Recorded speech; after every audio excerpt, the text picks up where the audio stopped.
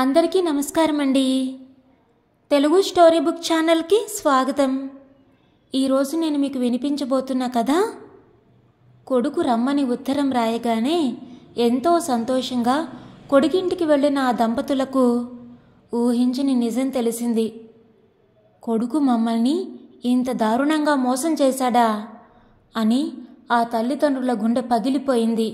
ఇంతకీ ఏమిటా నిజం అనేది ఈ కథ ద్వారా మనం విందామండి. కథ పేరు తడిసిన రెక్కలు. రచించిన వారు ములగాడ సురేష్ కుమార్ గారు. మరైతే ఈ కథను ఎక్కడా స్కిప్ చేయకుండా చివరి వరకు వినండి. నచ్చితే లైక్ చేయండి. కొత్తగా మన ఛానల్ని చూస్తున్నట్లయితే కనుక సబ్స్క్రైబ్ చేసుకోవడం అస్సలు మర్చిపోవద్దు. మరి కథలోకి వెళ్ళిపోదామా? సార్, రాంప్రసాద్ గారి ఇల్లు ఇదేనా? ఎదురుగా సైకిల్ ఆగిన శబ్దం. ఆ తర్వాత వినిపించిన ప్రశ్న వైపుకి తలెత్తి చూసి, అవును నేనే. మీకు కొరియర్లో ఉత్తరం వచ్చింది సార్. ఎక్కడి నుండి? హైదరాబాద్ నుండి సార్. ఇదిగో ఇక్కడ సంతకం పెట్టండి. కవర్ చేతికిచ్చి సంతకం కోసం మరో పేపర్ ఇచ్చాడు. ఎక్కడి నుండి బాబు ఉత్తరం? లోపల నుండి ప్రభావతి వచ్చి అడిగింది. హైదరాబాద్ నుంచట. మన సుపుత్రరత్నం అఘోరించుంటాడు. అవే మాటలండి. ముందు సంతకం చేయండి. ఆ అబ్బాయి నిలబడున్నాడు. సంతకం చేసిచ్చారు రాంప్రసాద్ గారు. వస్తానమ్మా. వస్తాను సార్. కొరియర్ అబ్బాయి వెళ్ళిపోయాక ఉత్తరం తీసుకొని అలా పక్కన పడేశారేంటండి? ఏది ఏం రాశాడో అబ్బాయి? పడేయలేదు లేవే, పక్కన పెట్టాను. ఏం రాసుంటాడా అని ఆలోచిస్తున్నాను. అసలు ఈ అడ్రస్ వాడికి ఎలా గుర్తుందో నాకు అర్థం కావడం లేదు. మీరు మరీను ముందా ఉత్తరం ఇటివ్వండి. కాకపోతే ఏమిటే, సరస్వతికి ఇప్పుడు 7 నుండి రేపు ఏప్రిల్కి 8 వస్తాయి. దానికి 2 నిండక ముందే టాటా బై బై అంటూ పెళ్ళాన్ని చంకనేసుకుని చెక్కేశాడు ప్రబుద్ధుడు. ఇన్ని సంవత్సరాలకి మనం గుర్తొచ్చి ఉత్తరం రాశాడంటే వాడి మెమరీ పవర్ చాలా గొప్పదన్నమాటేగా. ఎంతైనా మీ కొడుకేగా. ముందా ఉత్తరం ఇటివ్వండి, చూద్దాం ఏం రాశాడో. నా కొడుకే కాదన్నానా? కాకపోతే చరిత్రలో తండ్రి మాట జవదాటని కొడుకుని గురించి చదివాం. మనకి తండ్రి మాట సరే, తండ్రినే చీపోరా అని తలదన్ని వెళ్ళిపోయే కొడుకు పుట్టాడు. ఇప్పుడు అవన్నీ ఎందుకండి? లేదు ప్రభా, ఒక్కసారి ఆలోచించు. నా కూతుర్ని, నా బిడ్డని, 2 ఏళ్ల పిల్ల తల్లిని కిరాతకంగా చంపేసి కిరోసిన్ స్టవ్ పేలి కాలిపోయిందన్నారు ఆ రాక్షసులు. అలాంటి వారి చేతిలో దాని పిల్లని వదిలేసి రమ్మంటావా? పెళ్ళాం చనిపోయిన సంవత్సరంలోపే మళ్ళీ పెళ్లి చేసుకున్న ఆ దరిద్రుడు దీన్ని సరిగ్గా పెంచుతాడా? అందుకే మనమే పెంచుదామని సరస్వతిని తీసుకొచ్చేశాను. సరస్వతి విమల కూతురే కదా, విమల నా కూతురే కదా. అంటే మనవాడికి అక్క కదా. సొంత అక్క కూతుర్ని పెంచుకోవలసి వస్తే కూడా వీడు కాదు కూడదు అనడం ఏమైనా సమంజసంగా ఉందా? నా నిర్ణయాన్ని ఎదిరించి ఇల్లు వదిలిపోతాడా? పోనీ అని నేను కూడా వదిలేసుకున్నాను. అప్పటికే 50 దాటిన వయసులో రోజుకో రోగంతో ముక్కుతూ మూలుగుతూ రోజులు నెట్టుకొస్తున్న మనకి ఈ పసిపిల్ల పెంపకం ఎంత భారమో అని వాడి గోల. ఆవేశంలో ఏవేవో నిర్ణయాలు తీసుకున్నా వాటిని నిలబెట్టుకోవడం ఎంత కష్టం. రేపు ఈ పిల్లల్ని పెంచి ఓ అయ్య చేతిలో పెట్టకుండా మనం పోతే నలుగురు ఏమంటారు? ఇవన్నీ ఆలోచించి వాడు, నేను లేకపోతే వాడుండడా?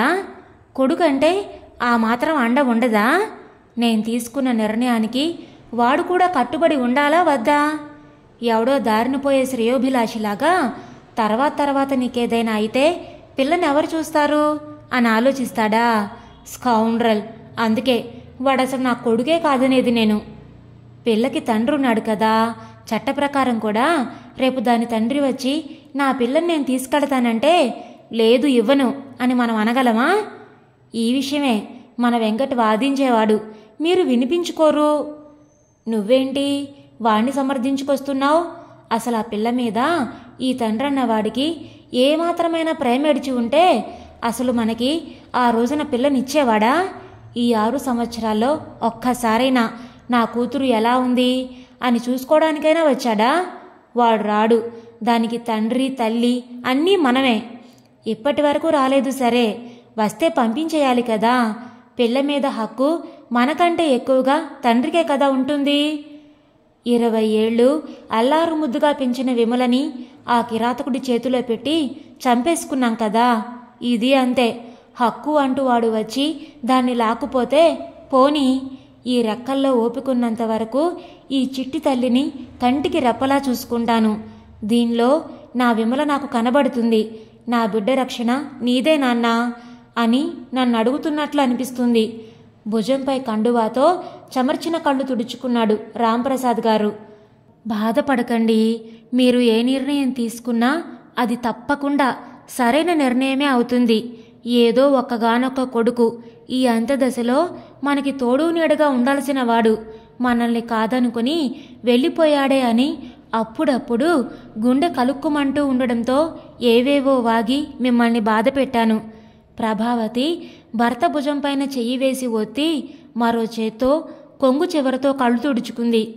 నాకు మాత్రం వాడు కావాలని అనిపించదా ప్రభా?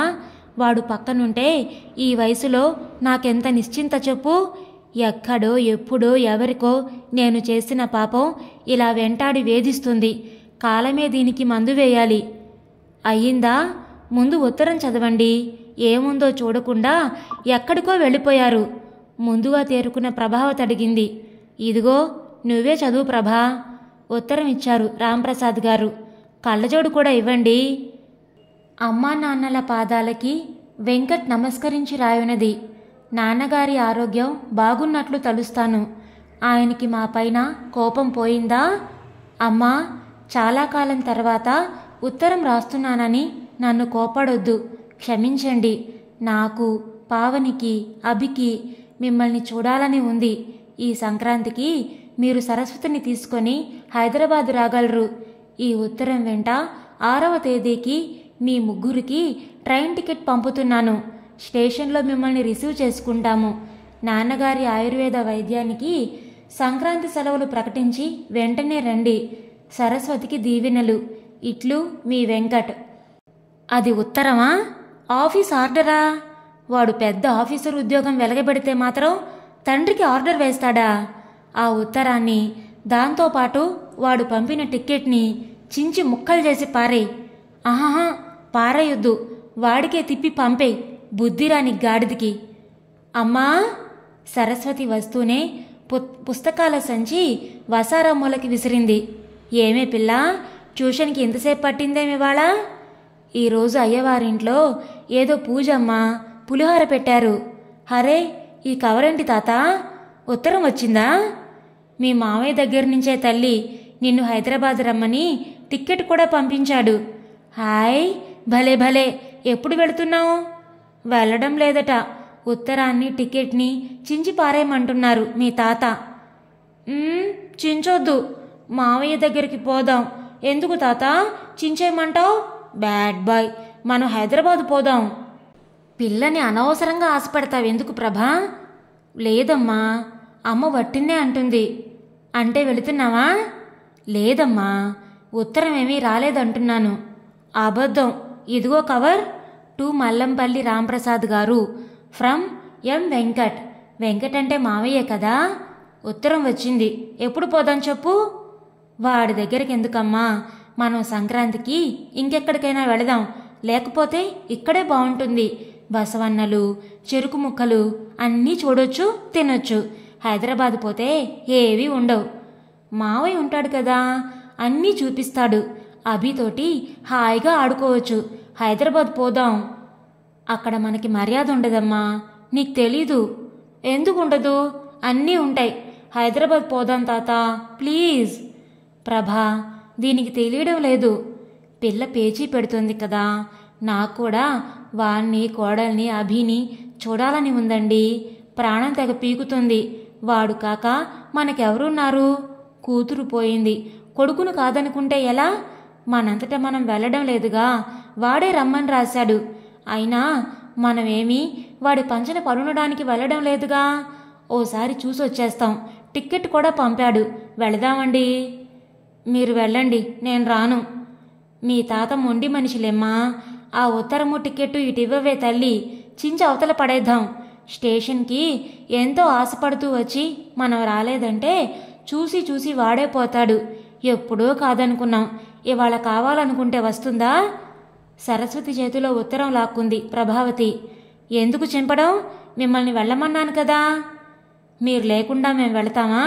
ఇదంతా జరిగేది కాదు గాని ఆ టికెట్ ఇలా ఇవ్వవే. అప్పుడే ఎందుకు చింపడం? నీ సుపుత్రుడు ఫోన్ ఏమైనా చేస్తాడేమో చూసి రావట్లేదని చెప్పి అప్పుడు పారేద్దాం. ఈరోజు ఇంకా 4 కదా, 6 కదా వాడి టికెట్ పంపించింది. రాంప్రసాద్ గారు మెత్తబడ్డారు. సరస్వతి, ఈ ఉత్తరం, టిక్కెట్టు జాగ్రత్తగా దేవుడు పట్టం దగ్గర కుంకంబరణ కింద పెట్టమ్మా. హాయ్, అయితే హైదరాబాద్ వెళుతున్నామన్నమాట. భలే భలే ఉండు. ఈ సంగతి లక్ష్మి, దీప్తి, రమ, సావిత్రి అందరికీ చెప్పేసి వస్తాను. ఉండవే, టిఫిన్ చేస్తున్నాను, తిని వెళదు గాని. ప్రభావతి మాట పూర్తయ్యేలోగానే సరస్వతి తుర్రుమంది. నువ్వు పిల్ల ఆశపడ్డారని ఒప్పుకున్నాను గాని నా మనసుకి అసలు ఇష్టం లేదు ప్రభా ఈ ప్రయాణం. మీరు చాలా మంచివాళ్ళండి అనేసి లోపలికి వెళ్ళింది ప్రభావతి. పడక కుర్చీలో వెనక్కి వాలి నిట్టూర్పు విడిచారు రాంప్రసాద్ గారు. తాత, హైదరాబాద్ వచ్చేసిందా? ట్రైన్ స్లో అవుతుంటే అడిగింది సరస్వతి. సికింద్రాబాదులో ట్రైన్ దాదాపుగా అంతా ఖాళీ అయిపోయింది. ఇక్కడే దిగాలేమో అని అనుకుంటూ ఉండగానే తెల్లటి డ్రెస్లో చేతిలో రాంప్రసాద్ ఫ్రమ్ భద్రాద్రి అన్న బోర్డు పట్టుకుని ఒక వ్యక్తి కిటికీ దగ్గరకు వచ్చి, నమస్తే సార్. నమస్తే అమ్మా, సార్ పంపించారు రండి. సార్ అంటే? వెంకట్ సార్ కారు పంపించారు. నేను వారి డ్రైవర్ని, పేరు మూర్తి. వాడు రాలేదా? రాంప్రసాద్ గారి గొంతులో అసంతృప్తి గరుగ్గా పలికింది. హాయ్, మావయ్య కారు పంపించాడా? తాత పద పోదాం. ఎక్కడా కారు? నేను ముందు కూర్చుంటాను. సరస్వతి సంబరపడిపోతుంది. ఏమిటి ఆలోచిస్తున్నారు? కారు పంపించాడుగా, దిగండి. ప్రభావతి గొంతులోనూ కొడుకు రాలేదు అనే దిగులు కనపడింది. స్టేషన్కి ఇల్లు చాలా దూరంగా ఉన్నట్టుందే. అరగంట ప్రయాణం తర్వాత అన్నారు రాంప్రసాద్ గారు. వచ్చేశాం సార్, ఇంకో 10 నిమిషాలు. విజయపురి కాలనీ. కారు ఓ మలుపు తిరుగుతూ ఉండగా వీధి చివర్లో ఉన్న బోర్డు చదివింది సరస్వతి. వచ్చేశాం మావే కాలనీకి అరిచింది చప్పట్లు కొడుతూ. స్వతంత్రంగా విశాలంగా ఉన్న ఓ ఒంటిమేడ ఇంటి ముందు కారాపాడు మూర్తి. ఇదేనయ్య ఇల్లు, దిగండి. సామాన్లు నేను తెస్తాను, మీరు లోపలికెళ్ళండి. అటు తిరిగి వచ్చి ప్రభావతి ఉన్నవైపు డోరు తీసి పట్టుకున్నాడు. దిగి గేటు దగ్గరికి నడిచి నిలువెత్తు ఎత్తున్న నల్లటి బలమైన ఇనుపగేటు తీద్దామని చెయ్యి వేసిందో లేదో కెవ్వుమని అరిచి వెనక్కి పడబోయింది. అవతల గుర్రుమంటూ శివంగిలా గేటు కటువైపు నుండి ఒక్క ఉదుటున గేటుపైకి లంఘించింది భౌ భౌమంటూ ఓ భీకర శొనకం. ప్రభా! గట్టిగా కేకవేసి భార్య దగ్గరికి చేరుకొని గజగజా వణుకుతున్న ఆమెని పొదివి పట్టుకున్నారు రాంప్రసాద్ గారు. మూర్తి గేటు దగ్గరికి దూకి కుక్కని పట్టుకున్నాడు. అప్పటికే ఇంట్లోని వారంతా అక్కడికి చేరుకున్నారు. అమ్మా అమ్మా! కొడుకు పిలుపుకు ఈ లోకంలోకొచ్చింది ప్రభావతి. చూసుకోవద్దా ఇడియట్, ముందు దాన్ని తీసుకెళ్లి లోపల కట్టేయ్. మూర్తిని చివాట్లు వేసింది కోడలు. తేరుకొని నెమ్మదిగా లోపలికి వెళ్లారందరూ. సోఫాలో కూర్చొని కోడలిచ్చిన మంచినీళ్లు గొంతులో పోసుకున్న తర్వాత గాని పూర్తిగా తేరుకోలేకపోయింది ప్రభావతి. అమ్మ పక్కనే కూర్చున్నాడు వెంకట్. రాత్రి ఆఫీసులో లేట్ అయిపోయిందమ్మా, పొద్దున్నే లేవలేకపోయాను, స్టేషన్కి రాలేకపోయినందుకు సంజాయిషీ ఇచ్చుకున్నాడు. చిన్నదైనా చక్కగా ఉన్న ఇల్లు, ఇంటి నిండా ఓ ఆధునిక సంసారంలో ఉండవలసిన అన్ని వస్తువులు, కారు, డ్రైవరు. వెంకట్ మంచి స్థితిలో ఉన్నట్లు చెప్పకనే చెప్తున్నాయి. ఆరోగ్యం ఎలా ఉంటుంది మావయ్య గారు? కోడలు వేసిన మొదటి కుశల ప్రశ్న. నాన్నగారికే, ఆయనే అందరి రోగాలు కుదురుస్తుంటారు, చెప్పాను కదా, ఆయుర్వేద వైద్యులని. బాగానే ఉంటోందమ్మా. ఇప్పటి వరకు ఎవరిని ఇబ్బంది పెట్టే స్థాయికి నన్ను తీసుకెళ్లలేదు. కొడుకు దగ్గరలేడనే మాట వాళ్లకు వినిపించాలనే అన్నారు రాంప్రసాద్ గారు. కొద్దిసేపు నిశ్శబ్దం తరువాత కోడలు లోపలికి వెళ్ళి అందరికీ కాఫీ తీసుకొచ్చింది. అమ్మాయి కూడా ఏదైనా ఉద్యోగం గట్రా? అవునమ్మా, పావని ఇక్కడికి దగ్గరలోని గాయత్రి అకాడమీలో కామర్స్ లెక్చరర్గా పనిచేస్తుంది. కామర్స్ తన స్పెషలైజేషన్ కదా. మరి ఇంట్లో? వీడి కోసమా? పొద్దున్నే స్కూల్కి వెళ్ళిపోతాడు. 8 నుండి 6 దాకా అరగదీసేస్తున్నారు. టిఫిను, భోజనం అన్నీ వాళ్లే. పొద్దున్న డ్రైవర్ దింపొస్తాడు, సాయంత్రం నేను తీసుకొస్తాను. మా ఆఫీస్ కంటే వీడి స్కూలే ఎక్కువ టైం పనిచేస్తుంది. కొడుకుని ఒళ్ళోకి చేర్చుకొని వాడి తల నిమురుతూ చెప్పాడు వెంకట్. మీ అందరూ ఎవరి దారిన వాళ్ళు పోతే ఈ ఇల్లు అసలే ఊరికి దూరంగా ఉన్నట్లుంది.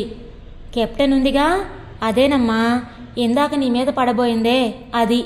మేలుజాతి కుక్క, మాట్లాడలేదు కానీ మిగతా అన్ని పనులు మనుషుల కంటే బాగా చేస్తుంది. మా ఫ్యామిలీలో అదొక మెంబర్. నీ మొహం పెంపకం.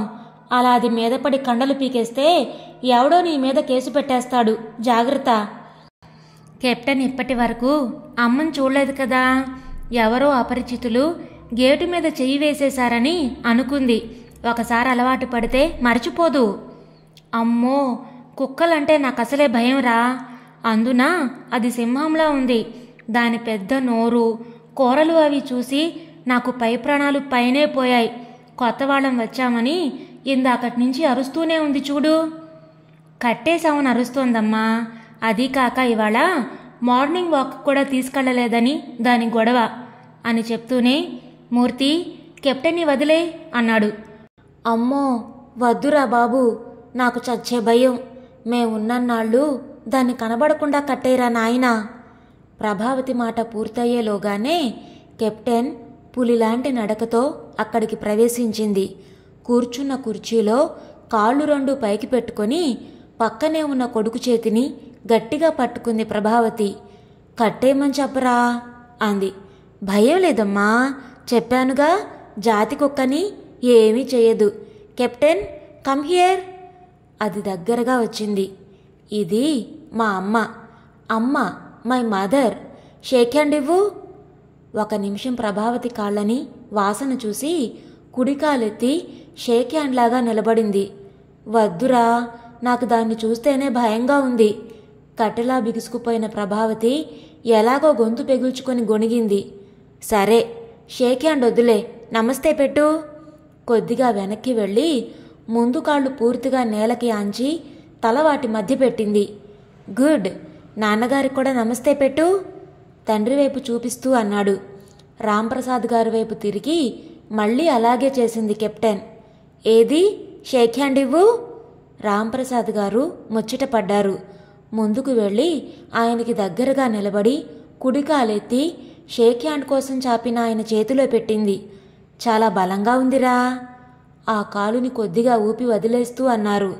తాత, నేను కూడా షేక్ హ్యాండ్ ఇస్తా. మావయ్య, నాకు కూడా ఇమ్మని చెప్పవా? కెప్టెన్ ఆమె దగ్గరకు కూడా వెళ్ళి కాలెత్తి నిలబడింది. హాయ్, భలే భలే, షేక్ హ్యాండ్ షేక్ హ్యాండ్. పిల్లలిద్దరూ దాంతో చేరిపోయారు. చూడమ్మా పావని, బాబు వచ్చేసినట్టున్నాడు. వాకిట్లో కారాగిన అలికిడికి లోపలికి చూస్తూ అన్నారు రాంప్రసాద్ గారు. ఏమిట్రా, 4 అయ్యింది, అప్పుడే ఆఫీస్ విడిచిపెట్టేశారా? లేదు నాన్నా, పర్మిషన్ పెట్టొచ్చాను. ఉత్సాహంగా లోపలికి దూసుకొని పోతున్న కొడుకు వెంబడే లోపలికి తనూ వెళ్లారు రాంప్రసాద్ గారు. లోపలికి వెళ్ళగానే హాల్లో కూర్చుని టీవీ చూస్తున్న తల్లి దగ్గర నేల మీదే కూర్చుండిపోయాడు వెంకట్. పైన కుర్చీలో కూర్చోనన్నా, బట్టలు నలిగిపోతాయి. పర్లేదు గాని ఇలా చూడమ్మా. జేబులో నుంచి ఓ కవర్ తీసి చూపిస్తూ అన్నాడు. ఏమిట్రా అది? చదువు. ఇదేదో ఇంగ్లీష్లో ఉంది, మీ నాన్నగారికి ఇవ్వు చదువుతారు.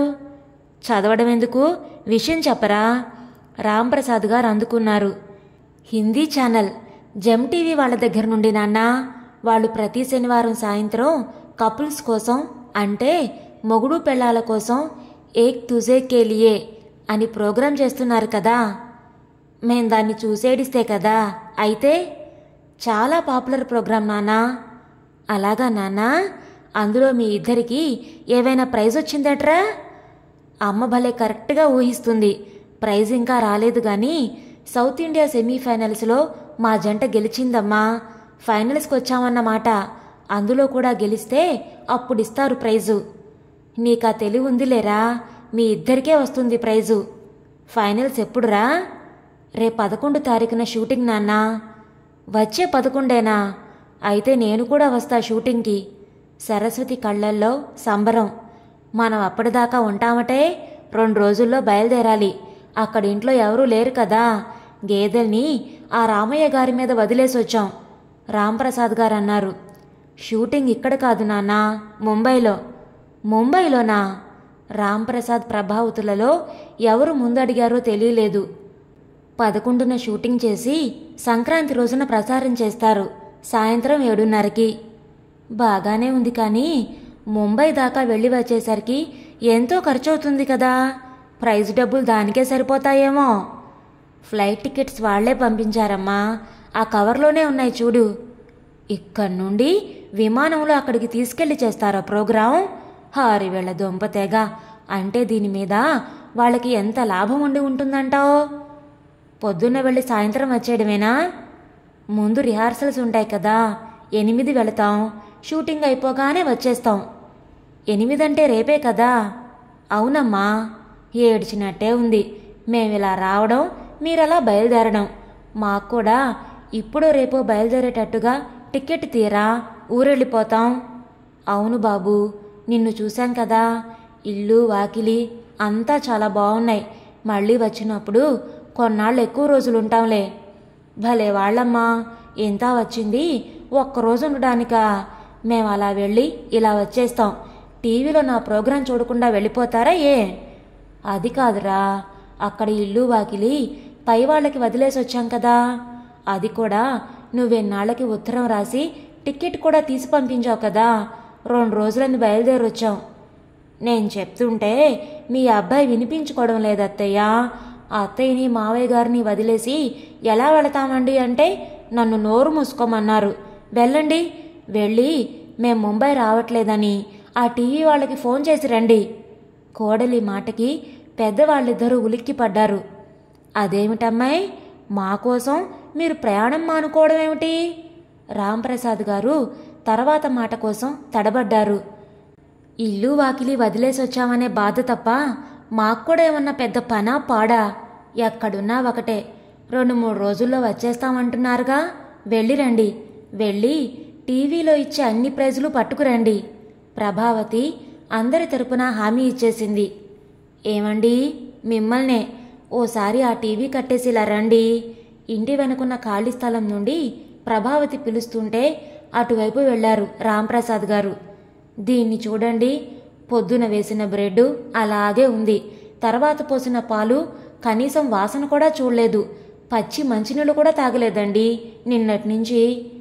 ఇంట్లో వాటి మనుషులు కనిపించకపోతే జంతువులు అంతే ప్రభా, బెంగ పెట్టుకుంటాయి. ఏమీ తినకపోతే దానికేదైనా అయితే?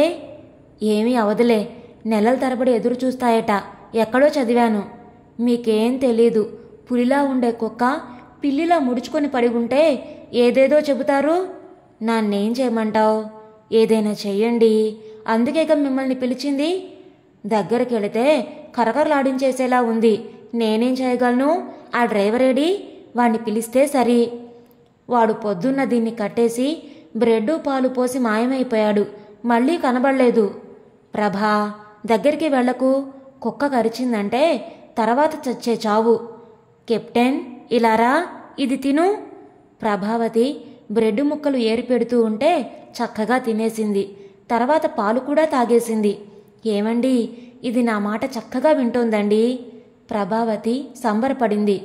అలా మొదలైంది వారి స్నేహం. ఆ ముగ్గురికి కెప్టెన్దే లోకమైపోయింది. పొద్దున మార్నింగ్ వాకు ప్రభావతి కూడా వస్తేనే గాని కెప్టెన్ బయలుదేరదు. తర్వాత రాంప్రసాద్ గారికి పేపర్ తెచ్చిస్తుంది. ఆయన మొక్కలకు నీళ్లు పోసినంతసేపు అక్కడే ఉంటుంది. సరస్వతితోటి ఆడుకుంటుంది. బాల్ విసిరేస్తే మళ్లీ తెస్తుంది. ప్రభావతి లేచి నిలబడితే చాలు, ఆమె చెప్పులు తెచ్చి కాళ్ల దగ్గర పెడుతుంది. దానికి ఆకలి వేస్తే ఇంటి వెనక ఖాళీ స్థలం దగ్గరికి పరిగెత్తి దాని ప్లేటు వద్ద నిలబడి మొరుగుతుంది. ఒక మనిషిలాగా ఏ పని చెప్పినా చేస్తోంది. 11వ తేదీ సాయంత్రం వెంకట్ ముంబై నుండి ఫోన్ చేశాడు.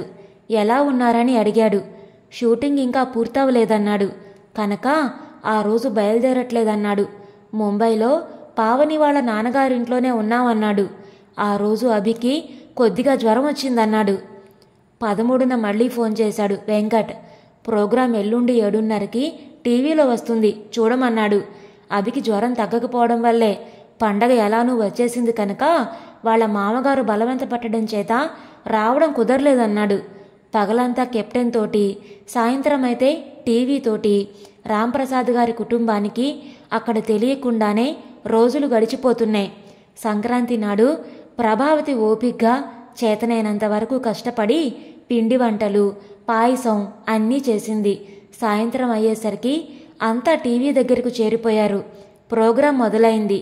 తెర మీద కొడుకు, కోడలు, మనవడు కనబడగానే ఇక్కడ వీళ్ళకి చెప్పలేని ఆనందం.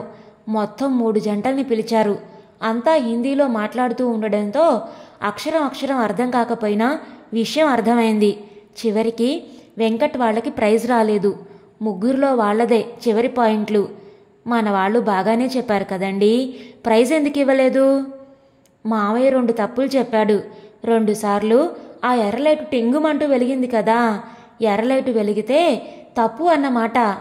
సరస్వతి సమాధానం చెప్పింది. వాళ్లల్లో వాళ్ళకే ఏవో ఉంటాయిలే ప్రభా, ప్రైజులు మనలాంటి వాళ్ళకివ్వరు. రాంప్రసాద్ గారి మాటే కరెక్ట్ అని సరిపెట్టుకుంది ప్రభావతి. పండగ మర్నాడు ప్రొద్దుటికి చేరుకున్నారు వెంకట్ కుటుంబం. భౌ భౌ అంటూ పరుగున వారి వద్దకెళ్ళింది కెప్టెన్. వారం రోజులకే ఎంత చిక్కిపోయింది చూడు, మనం లేకపోతే బెంగ. మంచి కుక్కరా అబ్బాయి, చెప్పిన మాట వింటుంది, ఇంటి మనిషిలా వెంట తిరుగుతుంది. రాంప్రసాద్ గారు, ప్రభావతి కుక్కకి సర్టిఫికెట్ ఇచ్చేశారు. సరే, నాకు ఆఫీస్కి లేట్ అవుతుంది, సాయంత్రం మాట్లాడదాం. మీ ప్రోగ్రాం ఏమిటి నాన్నా? ప్రోగ్రాం ఏముంది, ఇక బయలుదేరడమే. నీ వీలుని బట్టి మాకు టికెట్ తీయించి ఇస్తే. మామయ్య, నాకు హైదరాబాద్ అంతా చూపించవా మరి? సరస్వతి ప్రశ్న. మీరు సండే దాకా ఉంటే చూపిస్తాను. నాన్నగారు ఉండలేమని అంటున్నారు మరి. సండే అంటే వారం ఉందే పిల్ల, అప్పటిదాకా ఉండడం కుదరదులే గాని మళ్ళీ ఎప్పుడైనా వచ్చి చూస్తాంలేరా. అయినా చిన్నపిల్ల, దీనికేం అర్థం అవుతాయి? ఇప్పుడు చూపించినా కూడా కొంచెం పెద్దయిన తర్వాత అన్నీ తెలుస్తాయి. ఈ రోజుకో రేపటికో టిక్కెట్ తీసేసుకో మాకందరికీ.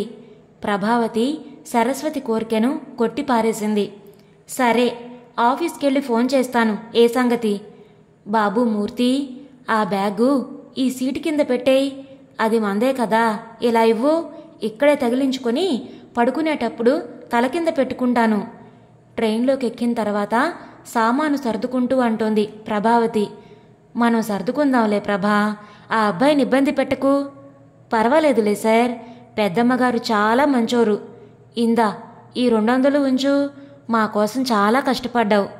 మూర్తి వద్దంటున్నా అతని చేతిలో పెట్టింది ప్రభావతి. కుక్కని జాగ్రత్తగా చూడయ్యా. అలాగేనమ్మా. మావే రాలేదేం? స్టేషన్లో ఉంటాడన్నావుగా. ఆఫీసు నుండి డైరెక్ట్గా వస్తానన్నాడమ్మా.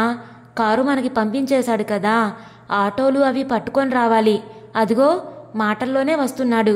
ఏరా, ఇబ్బంది పడ్డావా? మీటింగులు నాన్నా, మధ్యలోనే లేచి వచ్చేశాను. అన్నట్లు టికెట్ జాగ్రత్తగా పెట్టుకున్నారా? అమ్మా, నీకోసం పావని చీర అది తీసుకుంది, ఇచ్చిందా? అన్నీ ఇచ్చిందిలేరా. నాకు చీర, సరస్వతికి డ్రెస్సు. నువ్వు జాగ్రత్తగా ఉండు. రోజూ పెందరాళే ఇంటికి వెళ్ళు. ట్రైన్ బయలుదేరబోతుంది, నువ్వు కిందకి దిగరా. ఉంటాను, టాటా.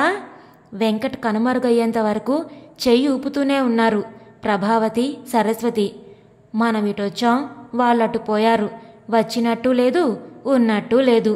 ఇంకోసారి ఎక్కువ రోజులు ఉండేలా రావాలి. ప్రభావతి స్వగతంలో అనుకున్నట్టే పైకనేసింది. అమ్మా, ఆకలేస్తుంది, ఏదైనా పెట్టు. నీకు ట్రైన్ ఎక్కగానే ఆకలేస్తుందే.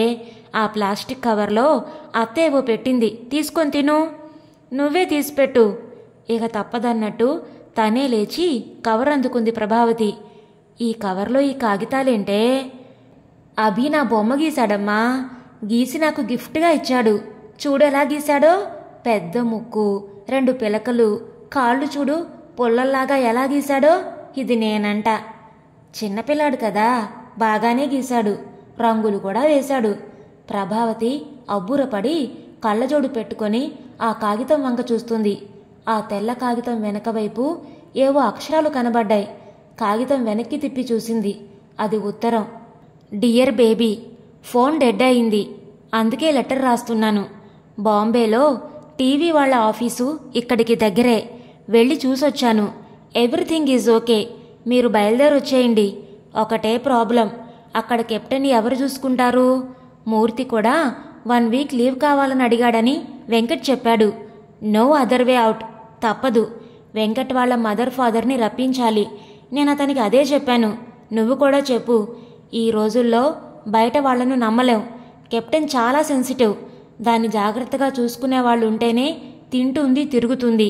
వీళ్ళైతే ఇంటిని దాన్ని జాగ్రత్తగా చూసుకుంటారు. వెంటనే లెటర్ రాసి వాళ్ళను పిలిపించండి. టికెట్ కూడా కొని లెటర్తో పాటే పంపించండి, కన్ఫామ్గా ఉంటుంది. కొడుకుని చూసి వాళ్ళు కూడా హ్యాపీ ఫీల్ అవుతారు. Go ahead. వాళ్ళు రాగానే వాళ్ళని అక్కడుంచి మీరిక్కడికి వచ్చేయండి. ఫోన్ బాగుపడిన వెంటనే ఫోన్ చేస్తాను. Take care of your with love, colonel KS Rao. అది పావనికి వాళ్ళ నాన్నగారు ముంబై నుండి రాసింది. ఉత్తరం చదివి మెదడు మొద్దుబారిపోయినట్టు అనిపించింది ప్రభావతికి. తేరుకున్నాక మళ్ళీ చదివింది. అవే మాటలు, అదే సందేశం. మోసం, మోసం అని గట్టిగా అరవాలనిపించింది ఆమెకు. గుండెను ఎవరో పిండినట్లుగా ఉంది. తమని ఎంత పిచ్చివాళ్ళని చేశాడు తన కన్న కొడుకు. మనసు ఆక్రోశించింది. కళ్ళు అశ్రుపూరితాలైనవి. చేతిలో ఉత్తరం విసిరేద్దామనుకుంది. భర్తకు తెలియకుండా ఉండాలని, ఆయనన్న తృప్తిగా ఉండని అనుకుంది. కానీ ఆమె వల్ల కాలేదు. గుప్పెట్లో ఉత్తరాన్ని పట్టుకుని భర్తకు దగ్గరగా జరిగి ఆయన భుజానికి తల ఆంచి ఎలాగో గొంతు పేల్చుకొని, ఈ ఉత్తరం చదివారా అని అడిగింది. కోడలికి వాళ్ళ నాన్న రాశాడు. లేదు, చదవక్కర్లేదులే. రాంప్రసాద్ గారి గొంతులో నిర్లిప్తత. ఏమండి, మనం మోసపోయామండి. వాళ్ళు మనని పిచ్చివాళ్ళని చేసి. నాకు తెలుసు ప్రభా, పేపర్లో ఈ రోజుకు ట్రైన్లో టికెట్లు లేవని వేశారు. వాడేమో దొరికాయన్నాడు. టికెట్ చూశాను. ఇది 2వ తేదీన కొన్నారు. అంటే రప్పించడానికి పంపేయడానికి ఒకేసారి కొన్నాడన్నమాట. ఇదో అనుభవం, పాఠం.